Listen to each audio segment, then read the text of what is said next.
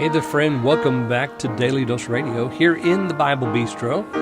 Well, come on in here and let's have a little 5-minute Bible study because that's what we do here on Daily Dose Radio. It's 5 minutes a day, 5 days a week, studying the Psalms verse by verse.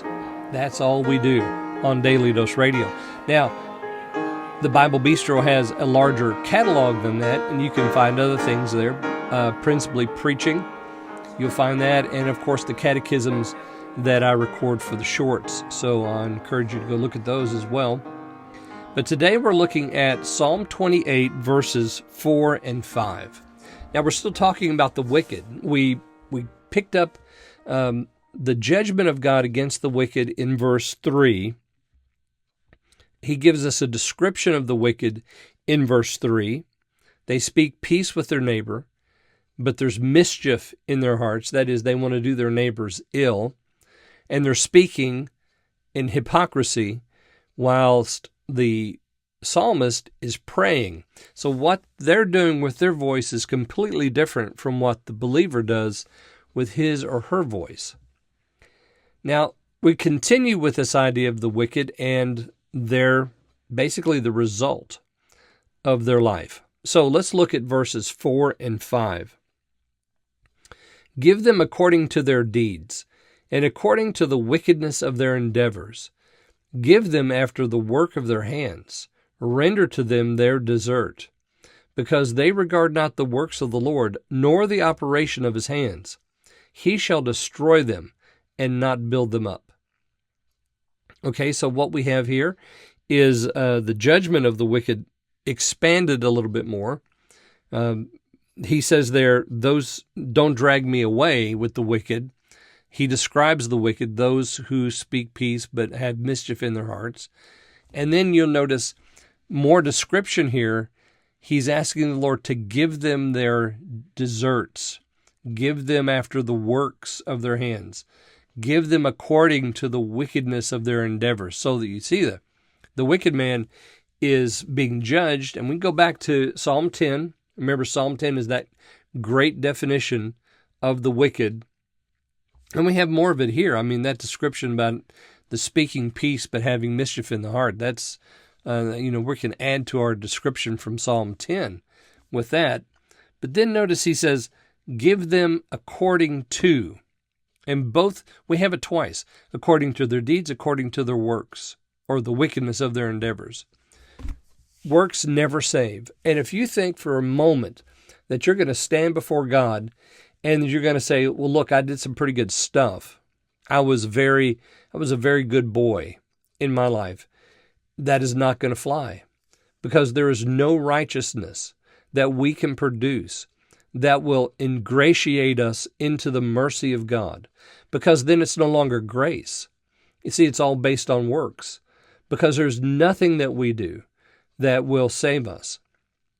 And here, the wicked man points that out. They come before God with their works, their deeds, their endeavors, the works of their hands. And what does God do? He renders to them their desert. He drags them away.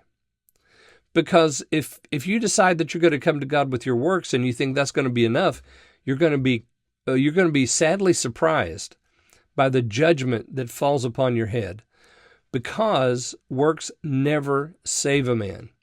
As a matter of fact, if it's by works, then it's not of grace.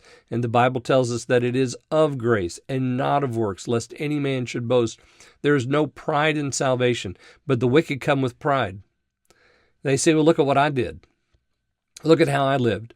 And then the secret things that they don't want anybody to know about, the other works that they don't want to talk about, the other evil endeavors, the other works of their hands that they want to keep quiet, God will expose. And all of it will take them swiftly into judgment. Also, what this speaks to is that there is a judgment upon sin.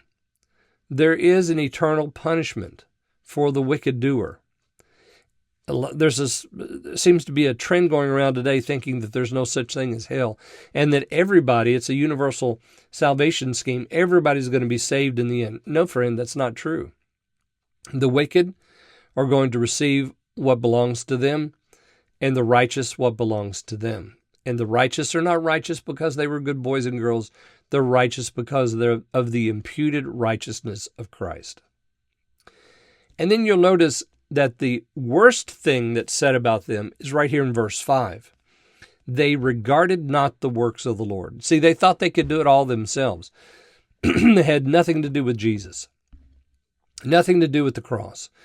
No glory of the resurrection. They did not apply that to themselves whatsoever. The operation of the Lord's hands, they didn't regard any of it. The mercy that the Lord showed in his works, they didn't regard any of it. As a matter of fact, they just decided that it didn't have anything to do with them. They were going to be okay by standing before God with their works. Nope, it's not going to happen. So the works will not save, and your pride that keeps you away from the cross, that ignores the cross, that denies the resurrection, friend, you're going to stand and give an account of that one day. And it's going to be bad. They regarded not the works of the Lord, nor the operation of his hands. He shall destroy them and not build them up. And eternal destruction comes for the wicked. This is a sad picture, but true and future and will happen. All right. Join me again tomorrow, and we're going to look at verses 6 and 7 here on Daily Dose Radio.